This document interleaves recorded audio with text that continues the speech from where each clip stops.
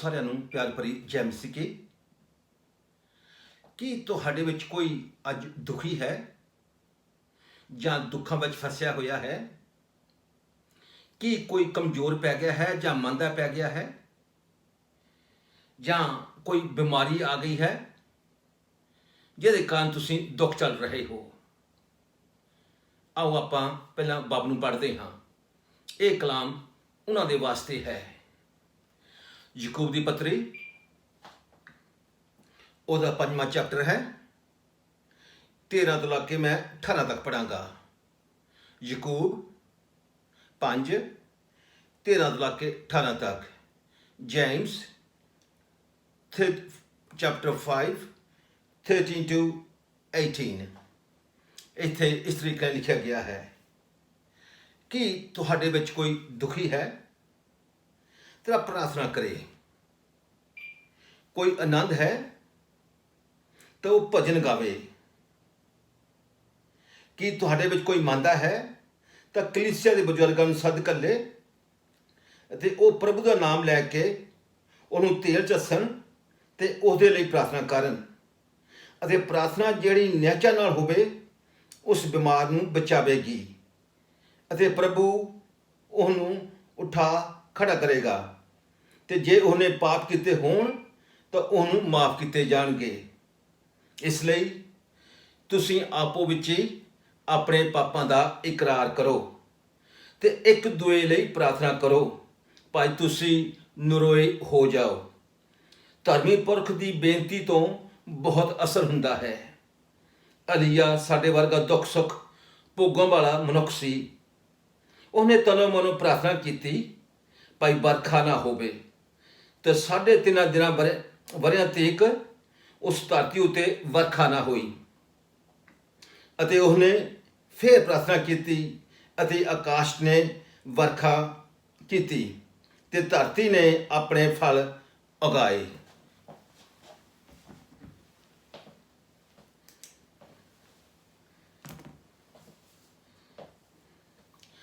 ਜੇਕਰ ਤੁਸੀਂ ਇਸ ਵੇਲੇ ਅੱਜ ਦੁੱਖਾਂ ਵਿੱਚ ਲੰਘ ਰਹੇ ਹੋ ਤੇ ਇਨਸਾਨਾਂ ਦੇ ਉੱਪਰ ਬਹੁਤ ਅਲੱਗ-ਅਲੱਗ ਤਰ੍ਹਾਂ ਦੇ ਦੁੱਖ ਆਉਂਦੇ ਹਨ, ਅਲੱਗ ਤਰ੍ਹਾਂ ਦੇ ਪਰਤਾਵੇ ਆਉਂਦੇ ਹਨ।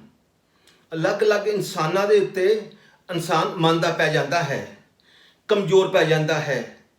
ਅਲੱਗ-ਅਲੱਗ ਬਿਮਾਰੀਆਂ ਆਉਂਦੀਆਂ ਹਨ, ਸਰੀਰ ਦੇ ਉੱਪਰ ਲੱਗਦੀਆਂ ਹਨ। ਦੁੱਖਾਂ ਦੇ ਆਉਣ ਦੇ ਕਾਰਨ ਬਹੁਤ ਸਾਰੇ ਹੋਰ ਵੀ ਹੋ ਸਕਦੇ ਹਨ। ਇਨਸਾਨ ਦੇ ਉੱਪਰ ਦੁੱਖ ਆਉਂਦੇ ਹਨ, ਮਸੀਹਾਂ ਦੇ ਉੱਤੇ ਵੀ ਦੁੱਖ ਆਉਂਦੇ ਹਨ। ਹਰ ਇੱਕ ਇਨਸਾਨ ਦੇ ਉੱਪਰ ਦੁੱਖ ਆਉਂਦੇ ਹਨ। ਜਿਵੇਂ ਕਿ ਘਰਾਂ ਵਿੱਚ ਕਲੇਸ਼ ਰਹਿਣੀ, ਉਸ ਦੇ ਕਾਰਨ ਮਨ ਦੁਖੀ ਰਹਿੰਦਾ ਹੈ, ਉਹ ਦੁੱਖ ਆਉਂਦਾ ਹੈ। ਜਿਵੇਂ ਕਿ ਘਰਾਂ ਵਿੱਚ ਪੈਸਿਆਂ ਦੀ ਕਮੀ ਹੋਣ ਦੇ ਕਾਰਨ ਵੀ ਮਨ ਦੁਖੀ ਹੋ ਜਾਂਦਾ ਹੈ। ਜਿਵੇਂ ਕਿ ਰਿਸ਼ਤੇ ਵਿੱਚ ਕੋਈ ਗੜਬੜ ਆ ਜਾਵੇ ਤਾਂ ਵੀ ਮਨ ਦੁਖੀ ਰਹਿੰਦਾ ਹੈ। ਜਿਵੇਂ ਕਿ ਕੋਈ ਆਪਾਂ ਅਪਰਾਧ ਕਰਕੇ ਫਸ ਜਾਈਏ ਤੇ ਉਹਦੇ ਕਾਰਨ ਵੀ ਆਪਾਂ ਲੋਭ ਦੇ ਕਾਰਨ ਵੀ ਦੁਖੀ ਹੋ ਜਾਂਦੇ ਹਾਂ। ਜਿਵੇਂ ਕਿ ਸਾਨੂੰ ਕੋਈ ਨੁਕਸਾਨ ਕੋਈ ਪਹੁੰਚਾਉਂਦਾ ਹੋਵੇ, ਕਿਸੇ ਨੇ ਪਹੁੰਚਾਇਆ ਹੋਵੇ, ਉਹਦੇ ਕਾਰਨ ਵੀ ਅਸੀਂ ਦੁਖੀ ਹੋ ਜਾਂਦੇ ਹਾਂ ਜਦੋਂ ਅਸੀਂ ਸੱਚ ਦੇ ਉੱਪਰ ਚੱਲਣ ਦੀ ਕੋਸ਼ਿਸ਼ ਕਰ ਰਹੇ ਹਾਂ। ਹੋਰ ਵੀ ਬਹੁਤ ਤਰ੍ਹਾਂ ਦੇ ਨਾਲ ਇਨਸਾਨ ਦੇ ਉੱਪਰ ਦੁੱਖ ਆਉਂਦੇ ਹਨ। ਤੁਸੀਂ ਜਾਣਦੇ ਹੋ ਤੁਸੀਂ ਇਸ ਵੇਲੇ ਕਿਹੜੇ ਦੁੱਖਾਂ ਵਿੱਚ ਦੀ ਲੰਘ ਰਹੇ ਹੋ। ਤੇ ਸਾਤੇ ਚੱਲਣ ਨਾਲ ਸਾਨੂੰ ਮਸੀਹਾਂ ਨੂੰ ਵੀ ਬਹੁਤ ਸਾਰੇ ਦੁੱਖ ਆਉਂਦੇ ਹਨ। ਸ਼ੈਤਾਨ ਨਹੀਂ ਚਾਹੁੰਦਾ ਕਿ ਆਪਾਂ ਮਸੀਹੀ ਬਣੀਏ ਜਾਂ ਮਸੀਹ ਦੇ ਮਗਰ ਚੱਲੀਏ ਤੇ ਪਿਤਾ ਪਰਮੇਸ਼ਰ ਦੇ ਆਗਿਆਕਾਰੀ ਬਣੀਏ। ਸ਼ੈਤਾਨ ਨਹੀਂ ਚਾਹੁੰਦਾ ਕਿ ਪਿਤਾ ਪਰਮੇਸ਼ਰ ਦੀਆਂ ਬਰਕਤਾਂ ਦੇ ਨਾਲ ਅਸੀਂ ਮਾਲੋ ਮਾਲ ਹੋ ਜਾਈਏ। ਤੇ ਸ਼ੈਤਾਨ, ਜਿਵੇਂ ਕਿ ਅਯੂਬ ਨੂੰ ਪਰਮੇਸ਼ਰ ਨੇ ਬਹੁਤ ਸਾਰੀਆਂ ਬਰਕਤਾਂ ਦਿੱਤੀਆਂ ਹੋਈਆਂ ਸਨ, ਕਿਉਂਕਿ ਉਹ ਪਰਮੇਸ਼ਰ ਦਾ ਉਹ ਇੱਕ ਇਨਸਾਨ ਸੀ ਜੋ ਧਰਮੀ ਕਹਾਇਆ ਜਾਂਦਾ ਸੀ। ਉਹਦੇ ਕੋਲ ਪਰਮੇਸ਼ਰ ਦਾ ਭੈ ਸੀ ਤੇ ਪਰਮੇਸ਼ਰ ਨੇ ਉਸ ਨੂੰ ਬਹੁਤ ਸਾਰੀਆਂ ਬਰਕਤਾਂ ਦਿੱਤੀਆਂ ਹੋਈਆਂ ਸਨ। ਮੈਂ ਕਹਿ ਸਕਦਾ ਹਾਂ ਕਿ ਉਹ ਇੱਕ ਬਿਜ਼ਨਸਮੈਨ ਸੀ। ਉਹਦੇ ਕੋਲ ਬਹੁਤ ਵੱਡਾ ਇੱਜ਼ਤ ਸੀ ਤੇ ਉਹਦੇ ਘਰ ਵਿੱਚ ਉਹਦੀ ਔਲਾਦ ਸੀ। ਤੇ ਸ਼ੈਤਾਨ ਨੇ ਉਹਨੂੰ ਭਰਮਾਇਆ ਤੇ ਪਰਮੇਸ਼ਰ ਨੇ ਉਹਨੂੰ ਪ੍ਰਮਾਣ ਦਿੱਤਾ ਕਿ ਇਹ ਮੇਰਾ ਬੱਚਾ ਹੈ, ਇਹ ਕਦੇ ਵੀ ਮੇਰਾ ਇਨਕਾਰ ਨਹੀਂ ਕਰੇਗਾ। ਕਹਿੰਦਾ ਜਾ, ਜੋ ਕੁਛ ਤੂੰ ਕਰਨਾ ਚਾਹੁੰਦਾ ਹੈ ਜਾ ਕੇ ਤੂੰ ਅਯੂਬ ਨਾਲ ਕਰ ਸਕਦਾ ਹੈ।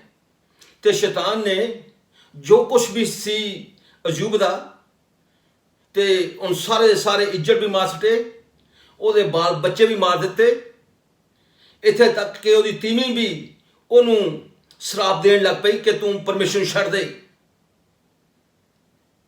ਪਰ ਉਸਨੇ ਕਿਹਾ ਕਿ ਜੋ ਕੁਛ ਪਰਮੇਸ਼ਰ ਨੇ ਦਿੱਤਾ ਹੈ ਮੈਂ ਉਹਨੂੰ ਸਾਂਭ ਕੇ ਰੱਖਾਂਗਾ। ਸੋ ਮੇਰੇ ਭੈਣੋ ਭਰਾਵੋ, ਇੱਥੇ ਦੇਖਦੇ ਹਾਂ ਕਿ ਸਿਰਫ ਸ਼ੈਤਾਨ ਨੇ ਇੱਜ਼ਤ ਨੂੰ ਨਹੀਂ ਮਾਰਿਆ, ਬਲਕਿ ਉਹਨੇ ਬੱਚਿਆਂ ਨੂੰ ਵੀ ਮਾਰ ਸੁੱਟਿਆ। ਇੱਥੇ ਤੱਕ ਕਿ ਅਯੂਬ ਦੇ ਉੱਪਰ ਬਹੁਤ ਸਾਰੇ ਦੁੱਖ ਹੋਰ ਵੀ ਆਏ, ਉਹਨੂੰ ਉਹਦੇ ਦੇਹ ਦੇ ਉੱਪਰ ਫੋੜੇ ਫੋੜੇ ਹੋ ਗਏ ਸਨ। ਤੇ ਪਰਮੇਸ਼ਰ ਦਾ ਫਿਰ ਵੀ ਆਗਿਆਕਾਰੀ ਬਣਿਆ ਰਿਹਾ, ਉਸਨੇ ਫਿਰ ਵੀ ਕੋਈ ਪਾਪ ਨਹੀਂ ਕੀਤਾ, ਉਸਨੇ ਫਿਰ ਵੀ ਪਰਮੇਸ਼ਰ ਦੇ ਉਹ ਮਗਰ ਚੱਲਦਾ ਰਿਹਾ, ਉਹ ਮਗਰ ਚੱਲਦਾ ਰਿਹਾ ਤੇ ਪਰਮੇਸ਼ਰ ਉੱਪਰ ਉਸਨੇ ਵਿਸ਼ਵਾਸ ਰੱਖਿਆ। ਇਸੇ ਤਰ੍ਹਾਂ ਅਸੀਂ ਮੂਸਾ ਨੂੰ ਦੇਖਦੇ ਹਾਂ, ਮੂਸਾ ਦੇ ਉੱਪਰ ਬਹੁਤ ਸਾਰੇ ਦੁੱਖ ਆਏ, ਅਲੀਆ ਦੇ ਉੱਪਰ ਬਹੁਤ ਸਾਰੇ ਦੁੱਖ ਆਏ, ਅਲੀਸ਼ਾ ਦੇ ਉੱਪਰ ਬਹੁਤ ਸਾਰੇ ਦੁੱਖ ਆਏ, ਜਰਮਾਇਆ ਨਬੀ ਦੇ ਉੱਪਰ ਬਹੁਤ ਸਾਰੇ ਦੁੱਖ ਆਏ, ਹੋਰ ਵੀ ਬਹੁਤ ਸਾਰੇ ਨਬੀ ਜਿੰਨੇ ਆਏ ਹਨ ਉਹਨਾਂ ਦੇ ਬਹੁਤ ਸਾਰੇ ਉਹਨਾਂ ਦੇ ਦੁੱਖ ਚੱਲੇ ਹਨ। ਪਰਮੇਸ਼ਰ ਦੇ ਕਲਾਮ ਨੂੰ ਵਧਾਉਣ ਵਾਸਤੇ, ਪਰਮੇਸ਼ਰ ਦੇ ਕਲਾਮ ਨੂੰ ਫੈਲਾਉਣ ਵਾਸਤੇ ਸਟੀਵਨ ਦੇ ਉੱਪਰ ਵੀ ਬਹੁਤ ਸਾਰੇ ਦੁੱਖ ਆਏ, ਪਰ ਉਹਨੇ ਪਰਮੇਸ਼ਰ ਦਾ ਇਨਕਾਰ ਨਹੀਂ ਕੀਤਾ। ਹੋਰ ਵੀ ਬਹੁਤ ਸਾਰੇ ਨਬੀ ਆਏ, ਬਹੁਤ ਸਾਰੇ ਉਹਨਾਂ ਤੇ ਪ੍ਰਤਾਵੇ ਆਏ, ਪਰ ਉਹ ਫਿਰ ਵੀ ਪਰਮੇਸ਼ਰ ਦੇ ਆਗਿਆਕਾਰੀ ਬਣੇ ਰਹੇ। ਜੇ ਤੁਸੀਂ ਇਸ ਹਾਲਤ ਵਿੱਚ ਲੰਘ ਰਹੇ ਹੋ, ਫਿਰ ਤੁਹਾਨੂੰ ਵੀ ਪ੍ਰਾਰਥਨਾ ਕਰਨ ਦੀ ਜ਼ਰੂਰਤ ਹੈ। ਉਹ ਪ੍ਰਾਰਥਨਾ ਕਰਨ ਦੀ ਜ਼ਰੂਰਤ ਹੈ ਜੋ ਬਾਈਬਲ ਦੱਸਦੀ ਹੈ ਕਿ ਨਿਹਚਾ ਵਾਲੀ ਆਪਾਂ ਨੂੰ ਪ੍ਰਾਰਥਨਾ ਕਰਨ ਦੀ ਲੋੜ ਹੈ। ਦਿਲ ਲਾ ਕੇ ਆਪਾਂ ਨੂੰ ਪ੍ਰਾਰਥਨਾ ਕਰਨ ਦੀ ਲੋੜ ਹੈ ਕਿ ਮੈਨੂੰ ਜ਼ਰੂਰ ਜਵਾਬ ਮਿਲੇਗਾ। ਪਰਮੇਸ਼ਰ ਦੇ ਉੱਪਰ ਪ੍ਰਾਰਥਨਾ ਕਰਕੇ ਪਰਮੇਸ਼ਰ ਦੇ ਉੱਪਰ ਆਪਾਂ ਕੋਈ ਸ਼ੱਕ ਨਹੀਂ ਕਰਨੀ, ਬਲਕਿ ਆਪਣਾ ਵਿਸ਼ਵਾਸ ਪਰਮੇਸ਼ਰ ਦੇ ਵਿੱਚ ਹੋਣਾ ਚਾਹੀਦਾ ਹੈ ਕਿ ਉਹ ਸਭ ਜਾਣੀ ਜਾਣ ਹੈ ਜੋ ਮੇਰੇ ਉੱਪਰ ਦੁੱਖ ਆਏ ਹੋਏ ਹਨ, ਕਿਉਂਕਿ ਜੋ ਵੀ ਇਨਸਾਨ ਦੇ ਉੱਪਰ ਦੁੱਖ ਆਉਂਦੇ ਹਨ ਪਰਮੇਸ਼ਰ ਇਕੱਲੇ ਇਨਸਾਨ ਦੇ ਦੁੱਖਾਂ ਨੂੰ ਜਾਣਦਾ ਹੈ। ਉਹ ਮਸੀਹਾਂ ਦੇ ਦੁੱਖਾਂ ਨੂੰ ਵੀ ਜਾਣਦਾ ਹੈ, ਉਹ ਮਸੀਹਾਂ ਦੇ ਪ੍ਰਤਾਵਿਆਂ ਨੂੰ ਵੀ ਜਾਣਦਾ ਹੈ। ਸੋ ਪਰਮੇਸ਼ਰ, ਜਦੋਂ ਪਰਮੇਸ਼ਰ ਚਾਹੁੰਦਾ ਹੈ, ਪਰਮੇਸ਼ਰ ਨੂੰ ਜਿੱਦਾਂ ਵੀ ਮਨ ਪਾਉਂਦਾ ਹੈ ਉਸੇ ਤਰੀਕੇ ਨਾਲ ਸਾਨੂੰ ਉਹ ਜਵਾਬ ਦੇ ਸਕਦਾ ਹੈ। ਸ਼ਾਇਦ ਸਾਡੀ ਮਰਜ਼ੀ ਅਨੁਸਾਰ ਸਾਨੂੰ ਜਵਾਬ ਨਹੀਂ ਦੇਵੇ, ਬਲਕਿ ਉਹ ਜਵਾਬ ਸਾਨੂੰ ਜ਼ਰੂਰ ਦੇਵੇਗਾ, ਕਿਉਂਕਿ ਸਾਡੀ ਨਿਹਚਾ ਜਿੰਦੇ ਪਰਮੇਸ਼ਰ ਦੇ ਉੱਤੇ ਹੈ। ਸੋ ਸਾਨੂੰ ਪੰਜ ਦੁੱਖ ਆਉਂਦੇ ਹਨ, ਰੱਬ ਸਭ ਜਾਣੀ ਜਾਣ ਹੈ, ਕੋਈ ਵੀ ਦੁੱਖ ਉਹਦੇ ਕੋਲ ਛੁਪਿਆ ਹੋਇਆ ਨਹੀਂ ਹੈ। ਜਿੱਦਾਂ ਯਿਸੂ ਨੇ ਹਾਰ ਨਹੀਂ ਮੰਨੀ, ਉਹ ਤੇ ਬਹੁਤ ਸਾਰੇ ਪਰਤਾਵੇ ਆਏ, ਲੋਕਾਂ ਨੇ ਉਤੇ ਬਹੁਤ ਬੁਰਾ ਭਲਾ ਕਿਹਾ, ਉਸਨੇ ਫਿਰ ਵੀ ਆਪਣੇ ਪਿਤਾ ਦਾ ਇਨਕਾਰ ਨਹੀਂ ਕੀਤਾ, ਫਿਰ ਵੀ ਉਹ ਪਿਤਾ ਦਾ ਆਗਿਆਕਾਰੀ ਬਣਿਆ ਰਿਹਾ, ਇੱਥੋਂ ਤੱਕ ਕਿ ਉਸਨੇ ਆਪਣੀ ਸਰੀਬੀ ਮੌਤ ਵੀ ਸਾਡੇ ਵਾਸਤੇ ਦੇ ਦਿੱਤੀ। ਉਸਨੇ ਆਪਣੇ ਪਿਤਾ ਦਾ ਇਨਕਾਰ ਨਹੀਂ ਕੀਤਾ, ਪਿਤਾ ਦੀ ਮਰਜ਼ੀ ਉੱਪਰ ਚੱਲਦਾ ਰਿਹਾ। ਮੇਰੇ ਭੈਣੋ ਭਰਾਵੋ, ਮਸੀਹੋ, ਹਰ ਇੱਕ ਦੇ ਉੱਪਰ ਦੁੱਖ ਆਉਂਦੇ ਹਨ। ਦੁੱਖਾਂ ਦੇ ਵਿੱਚ ਸਾਨੂੰ ਪਰਮੇਸ਼ਰ ਦੇ ਨਜ਼ਦੀਕ ਜਾਣ ਦੀ ਲੋੜ ਹੈ। ਦੂਰ ਨਹੀਂ ਜਾਣਾ, ਬਲਕਿ ਸਾਨੂੰ ਨਜ਼ਦੀਕ ਜਾਣ ਦੀ ਲੋੜ ਹੈ। ਉਹ ਸਾਨੂੰ ਸੰਭਾਲ ਸਕਦਾ ਹੈ, ਉਹ ਸਾਨੂੰ ਦੁੱਖਾਂ ਤੋਂ ਪਾਰ ਕਰ ਸਕਦਾ ਹੈ। ਆਪਾਂ ਹਾਰ ਨਹੀਂ ਮੰਨਣੀ, ਬਲਕਿ ਆਪਾਂ ਪ੍ਰਭੂ ਯਿਸੂ ਮਸੀਹ ਦੇ ਨਾਮ ਵਿੱਚ ਮਸੀਹੋ ਫਤਹ ਪਾਉਣਾ ਹੈ। ਜਦੋਂ ਆਪਾਂ ਫਤਹ ਪਾਵਾਂਗੇ, ਫਤਹ ਪਾਉਣ ਦੇ ਨਾਲ ਆਪਾਂ ਪਰਮੇਸ਼ਰ ਦੇ ਹੋਰ ਵੀ ਨਜ਼ਦੀਕ ਜਾਵਾਂਗੇ। ਦੁੱਖਾਂ ਦੇ ਵਿੱਚ ਆਪਾਂ ਨੂੰ ਨਜ਼ਦੀਕ ਜਾਣ ਦੀ ਲੋੜ ਹੈ, ਪਰਮੇਸ਼ਰ ਨਾਲ ਚੰਬੜ ਦੀ ਲੋੜ ਹੈ, ਕਿਉਂਕਿ ਜੋ ਸਾਡੀ ਨਿਹਚਾ ਵਾਲੀ ਪ੍ਰਾਰਥਨਾ ਹੈ ਉਹ ਸਾਡੀ ਪਰਮੇਸ਼ਰ ਸੁਣੇਗਾ, ਉਹ ਜਵਾਬ ਦੇਵੇਗਾ, ਤੇ ਤੁਸੀਂ ਇੱਕ ਦੂਜੇ ਨੂੰ ਤਸੱਲੀ ਵੀ ਜ਼ਰੂਰ ਹੋਰ ਦੇਵੋਗੇ। ਸਾਨੂੰ ਪ੍ਰਾਰਥਨਾ ਕਰਨੀ ਕਿਉਂ ਜ਼ਰੂਰੀ ਹੈ ਜਦੋਂ ਅਸੀਂ ਦੁੱਖਾਂ ਵਿੱਚ ਹੁੰਦੇ ਹਾਂ? ਬਾਈਬਲ ਸਾਫ਼ ਦੱਸਦੀ ਹੈ ਕਿ ਪਰਮੇਸ਼ਰ ਦਾ ਕਲਾਮ ਦੱਸਦਾ ਹੈ ਕਿ ਪਰਮੇਸ਼ਰ ਦੁੱਖਾਂ ਦੇ ਵਿੱਚ ਬਹੁਤ ਵੱਡਾ ਸਹਾਇਕ ਬਣਦਾ ਹੈ। ਜਦੋਂ ਸਾਡੇ ਉੱਪਰ ਦੁੱਖ ਆਉਂਦੇ ਹਨ, ਉਹ ਸਾਡੀ ਮਦਦ ਕਰਦਾ ਹੈ, ਉਹ ਸਾਡਾ ਮਦਦਗਾਰ ਹੈ। ਫਿਰ ਬਾਈਬਲ ਵਿੱਚ ਲਿਖਿਆ ਗਿਆ ਹੈ ਕਿ ਜਿਸ ਦਿਨ ਤੂੰ ਦੁੱਖਾਂ ਵਿੱਚ ਤੂੰ ਮੈਨੂੰ ਪੁਕਾਰੇਗਾ ਤੇ ਮੈਂ ਤੈਨੂੰ ਉੱਤਰ ਦੇਵਾਂਗਾ। ਜਿਸ ਦਿਨ ਤੂੰ ਪੁਕਾਰੇਗਾ ਮੈਨੂੰ ਤੇ ਮੈਂ ਤੈਨੂੰ ਉੱਤਰ ਦੇਵਾਂਗਾ, ਤੇ ਮੈਂ ਤੇਰੇ ਦੁੱਖਾਂ ਨੂੰ ਸੁਣ ਕੇ ਤੇਰੀ ਆਵਾਜ਼ ਨੂੰ ਸੁਣ ਕੇ ਮੈਂ ਜਵਾਬ ਦੇਵਾਂਗਾ। ਫਿਰ ਲਿਖਿਆ ਆ ਕਿ ਜਦੋਂ ਆਪਾਂ ਪੁਕਾਰਦੇ ਹਾਂ ਤੇ ਸਾਨੂੰ ਉਹ ਦੁੱਖਾਂ ਤੋਂ ਛੁਡਾਵੇਗਾ। ਇਹ ਬਾਈਬਲ ਦੱਸਦੀ ਹੈ। ਦੁੱਖਾਂ ਦੇ ਦਿਨ ਪੁਕਾਰ ਤੇ ਮੈਂ ਤੈਨੂੰ ਛੁਡਾਵਾਂਗਾ। ਇਹ ਯਹੋਵਾ ਦਾ ਵਾਕ ਹੈ, ਤਾਂ ਕਿ ਬਾਅਦ ਵਿੱਚ ਆਪਾਂ ਦੁੱਖਾਂ ਵਿੱਚ ਛੁਟਕਾਰਾ ਪਾ ਕੇ ਆਪਾਂ ਉਹਦੀ ਵਡਿਆਈ ਕਰ ਸਕੀਏ, ਉਹਦੀ ਜੈ ਜੈਕਾਰ ਕਰ ਸਕੀਏ, ਤਾਂ ਕਿ ਇਸ ਵਕਤ ਦਾ ਰਾਜ ਉਹਨਾਂ ਦਾ ਹੈ। ਧੰਨ ਹਨ ਉਹ ਲੋਕੀ ਜੋ ਮੇਰੇ ਕੰਨ ਸਦਾਈ ਜਾਂਦੇ ਹਨ। ਪਿਤਾ ਪਰਮੇਸ਼ਰ ਕਹਿੰਦਾ ਹੈ, ਪ੍ਰਭੂ ਯਿਸੂ ਮਸੀਹ ਕਹਿੰਦਾ ਹੈ ਕਿ ਧੰਨ ਹਨ ਉਹ ਲੋਕੀ ਜੋ ਮੇਰੇ ਕੰਨ ਸਤਾਏ ਜਾਂਦੇ ਹਨ। ਪ੍ਰਤਾਪੇ ਭਾਂਤ ਦੇ ਆਉਂਦੇ ਹਨ ਉਹਦੇ ਉੱਪਰ, ਪਰ ਕਹਿੰਦਾ ਸਵਰਗ ਦਾ ਰਾਜ ਤੁਹਾਡਾ ਹੈ। ਇਹ ਜੋ ਛਿਨ ਪਾ ਦੇ ਦੁੱਖ ਆਏ ਹੋਏ ਹਨ, ਆਪਾਂ ਪਰਮੇਸ਼ਰ ਦੀ ਸ਼ਕਤੀ ਨਾਲ ਸਹਿ ਸਕਦੇ ਹਾਂ। ਉਹ ਪਰਮੇਸ਼ਰ ਦੀ ਸ਼ਕਤੀ ਨਾਲ ਅਸੀਂ ਉਹਦੇ ਨਜ਼ਦੀਕ ਰਹਿ ਸਕਦੇ ਹਾਂ, ਤਾਂ ਕਿ ਅਸੀਂ ਸਵਰਗ ਦੇ ਭਾਗੀ ਬਣੇ ਰਹੀਏ। ਅਯੂਬ ਨੇ ਨਿਹਚਾ ਨਾਲ ਪ੍ਰਾਰਥਨਾ ਕੀਤੀ। ਅਯੂਬ ਦੀ ਨਿਹਚਾ ਪਰਮੇਸ਼ਰ ਦੇ ਉੱਤੇ ਸੀ ਤੇ ਉਹ ਪਰਮੇਸ਼ਰ ਵਿੱਚ ਕਾਇਮ ਰਿਹਾ। ਤੇ ਪਰਮੇਸ਼ਰ ਨੇ ਜਿੰਨਾ ਵੀ ਉਹਦਾ ਕੁਝ ਗੁਆਚਿਆ ਹੋਇਆ ਸੀ, ਜਿੰਨਾ ਵੀ ਸ਼ੈਤਾਨ ਨੇ ਉਹਦਾ ਨਾਸ਼ ਕੀਤਾ ਹੋਇਆ ਸੀ, ਚੀਜ਼ਾਂ ਨਾਸ਼ ਕੀਤਾ ਹੋਇਆ ਸੀਗਾ, ਉਹਨੂੰ ਪਰਮੇਸ਼ਰ ਨੇ ਡਬਲ ਦੇ ਦਿੱਤਾ। ਸੋ ਪਰਮੇਸ਼ਰ ਉੱਪਰ ਨਿਹਚਾ ਰੱਖਣ ਨਾਲ, ਪਰਮੇਸ਼ਰ ਉੱਤੇ ਨਿਹਚਾ ਵਾਲੀ ਪ੍ਰਾਰਥਨਾ ਕਰਨ ਦੇ ਨਾਲ, ਜੇ ਆਪਾਂ ਕੁਝ ਗੁਆ ਬੈਠਦੇ ਹਾਂ ਦੁੱਖਾਂ ਦੇ ਵਿੱਚ, ਸਾਨੂੰ ਪਰਮੇਸ਼ਰ ਡਬਲ ਦੇ ਸਕਦਾ ਹੈ। ਇਹ ਉਹਦਾ ਕੰਮ ਹੈ, ਜੋ ਚਾਹੇ ਸਾਡੇ ਵਾਸਤੇ ਕਰ ਸਕਦਾ ਹੈ। ਸੋ ਮੇਰੇ ਭੈਣੋ ਭਰਾਵੋ, ਮੈਂ ਦੱਸਣਾ ਚਾਹੁੰਦਾ ਹਾਂ, ਜੇ ਕੋਈ ਦੁਖੀ ਹੈ, ਅੱਜ ਮੈਨੂੰ ਦੇਖ ਰਿਹਾ ਹੈ, ਤੁਸੀਂ ਨਿਹਚਾ ਵਿੱਚ ਤਕੜੇ ਰਹੋ। ਇਹ ਭਾਂਤ ਜੋ ਸਾਡੇ ਪ੍ਰਤਾਵੇ ਆਉਂਦੇ ਹਨ, ਪਰਮੇਸ਼ਰ ਨੂੰ ਪਾਰ ਲਗਾਉਣਾ ਪਰਮੇਸ਼ਰ ਸਾਡੇ ਕੋਲ ਹੈ।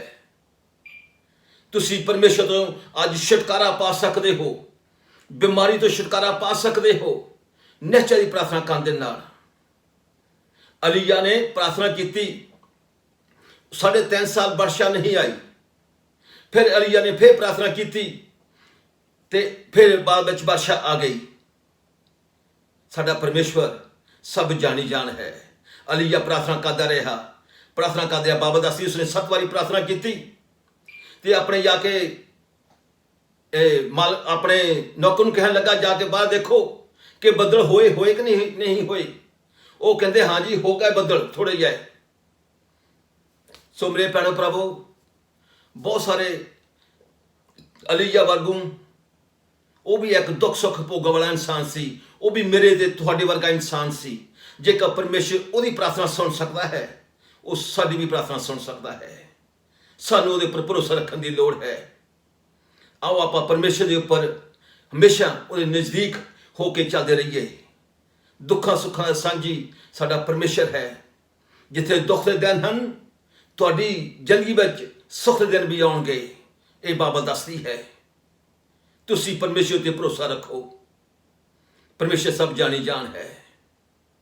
ਇਹ ਗੱਲ ਮੈਂ ਹੋ ਕਹਿਣੀ ਚਾਹੁੰਦਾ ਹਾਂ ਕਿ ਜੋ ਵੀ ਪ੍ਰਭੂ ਯਿਸੂ ਮਸੀਹ ਦੇ ਉੱਪਰ ਵਿਸ਼ਵਾਸ ਰੱਖਦੇ ਹਨ, ਉਹ ਕਦੀ ਵੀ ਸ਼ਰਮਿੰਦੇ ਨਹੀਂ ਹੋਣਗੇ।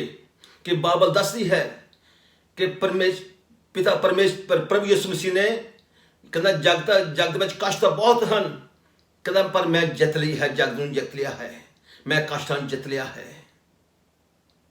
ਜੇ ਉਹ ਕਹਿ ਸਕਦਾ ਹੈ ਤੇ ਉਹ ਸਾਨੂੰ ਛੁਡਾ ਵੀ ਸਕਦਾ ਹੈ, ਜਿਸਨੇ ਕਸ਼ਟਾਂ ਦੇ ਉੱਪਰ ਫਤਹ ਪਾਇਆ ਹੋਇਆ ਹੈ।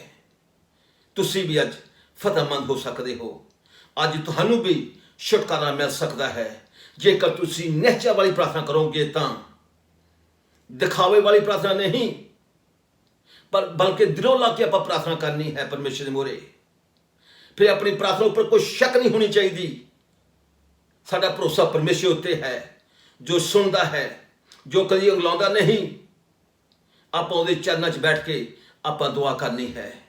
ਜੋ ਅੱਜ ਪਰਮੇਸ਼ਰ ਨੂੰ, ਸਾਡੇ ਪ੍ਰਭੂ ਯਿਸੂ ਮਸੀਹ ਨੂੰ ਨਹੀਂ ਜਾਣਦੇ, ਜਿਹਨਾਂ ਨੂੰ ਪਤਾ ਨਹੀਂ ਕਿਸ ਤਰੀਕੇ ਨਾਲ ਦੁਆ ਕਰਨੀ ਹੈ, ਅੱਜ ਤੁਸੀਂ ਪ੍ਰਭੂ ਯਿਸੂ ਮਸੀਹ ਦੇ ਕੋਲ ਆ ਸਕਦੇ ਹੋ। ਉਹ ਅੱਜ ਤੁਹਾਨੂੰ ਇੱਕ ਮਦਦਗਾਰ ਦੇ ਸਕਦਾ ਹੈ, ਉਹ ਪਵਿੱਤਰ ਆਤਮਾ ਦੇ ਸਕਦਾ ਹੈ। ਉਹ ਤੁਹਾਨੂੰ ਸਮਝਾ ਸਕੂਗਾ ਕਿ ਤੁਸੀਂ ਕਿਸ ਵਿਧ ਦੇ ਨਾਲ ਅੱਜ ਪ੍ਰਾਰਥਨਾ ਕਰਨੀ ਹੈ, ਤਾਂ ਕਿ ਤੁਸੀਂ ਵੀ ਦੁੱਖਾਂ ਤੋਂ ਛੁਟਕਾਰਾ ਪਾ ਸਕੋ ਪ੍ਰਭੂ ਯਿਸੂ ਮਸੀਹ ਨਾਮ ਵਿੱਚ, ਤਾਂ ਕਿ ਤੁਸੀਂ ਵੀ ਪਰਮੇਸ਼ਰ ਦੇ ਰਾਜ ਦੇ ਅਧਿਕਾਰੀ ਬਣੇ ਰਹੋਗੇ। ਜਿੱਦਾਂ ਮੈਂ ਤੁਹਾਨੂੰ ਪਹਿਲਾਂ ਕਹਿ ਚੁੱਕਾ ਹਾਂ, ਧੰਨ ਹਨ ਉਹ ਲੋਕੀ ਜੋ ਮੇਰੇ ਕੰਨ ਸਤਾਏ ਜਾਂਦੇ ਹਨ, ਸਵਰਗ ਦਾ ਰਾਜ ਉਹਨਾਂ ਦਾ ਹੈ।